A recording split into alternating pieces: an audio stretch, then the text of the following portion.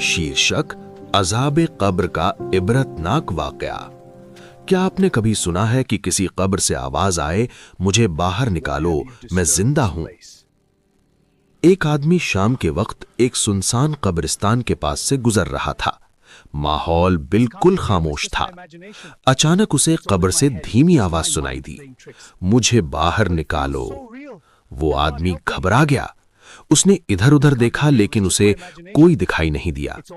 उसने सोचा कि शायद ये उसका वहम है और कब्र से कोई आवाज नहीं आई।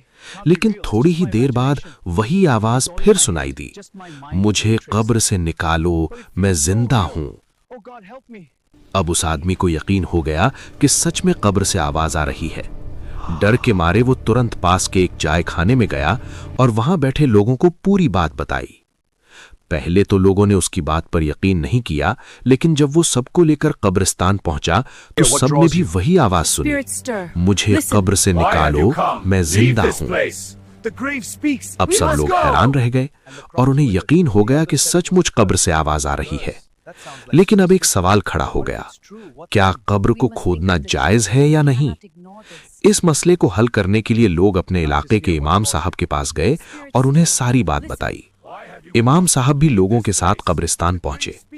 जब उन्होंने खुद उस कब्र के पास जाकर सुना तो वही आवाज फिर सुनाई दी, मुझे बाहर निकालो, मैं जिंदा हूं। इमाम साहब ने कुछ देर सोचकर कहा, अगर ये सच में जिंदा है तो कब्र खोलने में कोई हर्ज नहीं। फिर लोगों ने कब्र खोदनी शुरू की। जब कब्र खोली गई और उस आदमी को बाहर निकाला गया तो सब हैरान रह गए, क्योंकि लोगों ने देखा कि उसके सीने पर एक औरत बैठी हुई थी और वो उसे जोर जोर से जूती मार रही थी। ये मंजर देखकर वहां मौजूद हर शख्स डर और हैरत में पड़ गया। इस कहानी का दूसरा हिस्सा कल आएगा।